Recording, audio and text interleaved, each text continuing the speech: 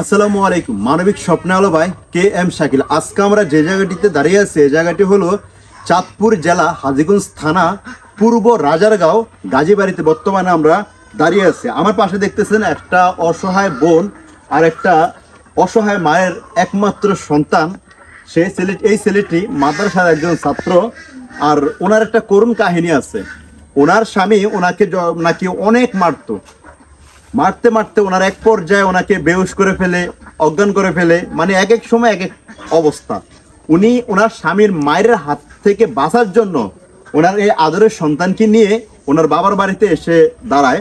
তো যখন দেখতেছে ওনার স্ত্রী নাই, তখন তিনি আরেকটা বিয়ে করে ফেলে।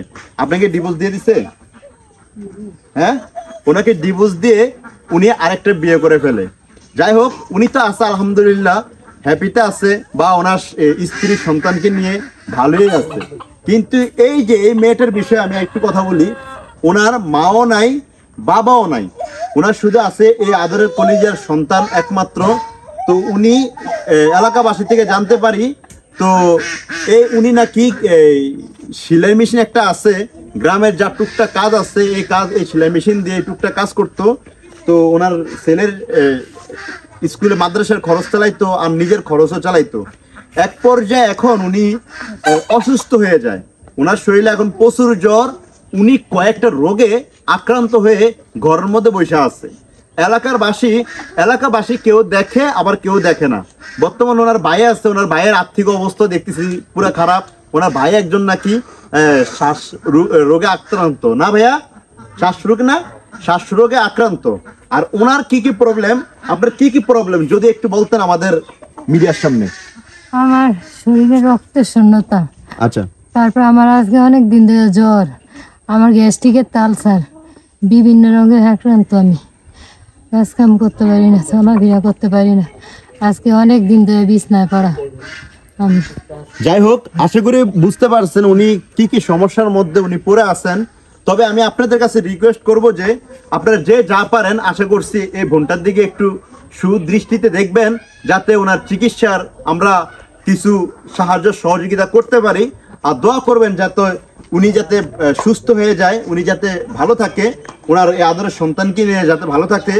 আর ওনার ছেলের যাতে এই বয়সে যাতে মাকে যাতে না হারায়, ওই দোয়াটা করবেন, চেষ্টা করবেন একটু ওনাদের পাশে থাকার জন্য। একটা কথা আমি আপনাদেরকে বলি, এই যে অনেক মেয়েরা আছেন, আমি সব মেয়েদেরকে বলবো না, কিছু কিছু মেয়ে আছেন শ্বশুর বাড়িতে একটু না একটু কিছু হলেই দৌড় দেন বাপের বাড়িতে, একটু কিছু হলেই চলে যান বাপের বাড়িতে। বাবা মা যতদিন বেঁচে থাকবে ততদিনই কিন্তু আপনার মতন মেয়েদেরকে দেখবে। যদি আপনার বাবা মা দুনিয়াতে না থাকে, আল্লাহ না করুক, যদি কিছু একটা হয়ে যায়, তাহলে কিন্তু আপনার বাবা মা আপনাকে একটা সেকেন্ডের জন্যও দেখবে না। হ্যাঁ, এটা আমি বলতেছি, আমি যতটুক সারা বাংলাদেশে সফর করি, সারা বাংলাদেশে কিন্তু মানবিক কাজ করি, তা আপনারা সবাই জানেন।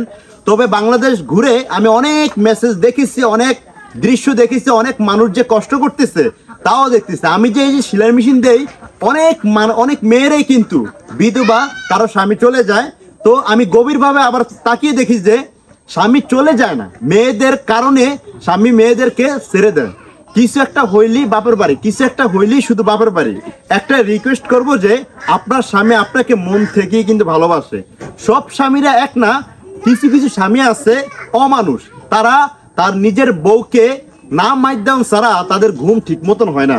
আমি সব ছেলেদের কথাও বলি না, কিছু কিছু ছেলেরা আছে এরকম। আর কিছু কিছু ছেলেরা আছে বউ ভক্ত, মার চাইতে বেশিরভাগ ভালোবাসে নিজের স্ত্রীকে, নিজের স্ত্রীর জন্য সব কিছু করতে পারে। যেটুক আমরা এই বয়সে এসেও আমরা দেখেছি আলহামদুলিল্লাহ। যাক, আমি চাই যে আপনাদের স্ত্রীকে আপনারা সব সময় ভালো রাখেন। আর আপনার এলাকায় যদি অনেক কাহিনী হতেও পারে, স্বাভাবিক, অনেক কথা বলবো আপনার স্ত্রীর নামে, আপনার স্ত্রী এটা করছে, আপনার স্ত্রী ওটা করছে, এটার জন্য আপনারা আপনার স্ত্রীকে দেখতে পারেন না, এরকমও মেসেজ আমাদের কাছে আসে। তারপর আপনারা কি করেন, স্ত্রীদেরকে একটু তেজ্য করার চেষ্টা করেন, তাদেরকে মানে ঘৃণার চোখে দেখেন, অন্য চোখে দেখেন। আশা করছি আপনার বিষয়টা বুঝতে পারেন। আপনার স্ত্রী যেমন আপনার জন্য পাগল, আপনিও কিন্তু আপনার স্ত্রীর জন্য পাগল। কিন্তু আমি চাই যে আপনারা আপনাদের স্ত্রীকে আগলে রাখেন, সব সময় ভালোবাসা দেন, ইনশাআল্লাহ আমি আমার বিশ্বাস আপনার স্ত্রী আপনার বুকে সবসময় থাকবো, আপনার স্বামীও আপনার বুকে থাকবে, এটা আমি আশাবাদী। তো এই যে আমি দেখতেছি যে ওনার এই স্বামী চলে গেছে আরেকটা মেয়ের হাত ধরে, জানি না ওনার কি দোষ, ওনাকে কেন মারে, তবে ওনার থেকে জানতে পারলাম ওনাকে অনেক মারে দেখেই কিন্তু উনি ওনার এই বাসায় এসে বর্তমানে আছেন। এখন বর্তমানে ওনার মাও নেই, বাবাও নাই, ওনাকে দেখার মতো কেউই নাই। সামান্য জায়গা এটা মনে হয় ওনার আপনার বাবাই দিয়ে গেছে না, ওনার নামে দিয়ে গেছে না, বাপি দিয়ে গেছে। যাই হোক, বুঝতেই তো পারছেন স্বামী না থাকলে একটা মেয়ের কি কি সমস্যা হয়। সবাই ভালো থাকবেন, সুস্থ থাকবেন, আল্লাহ হাফেজ, আসসালামু আলাইকুম।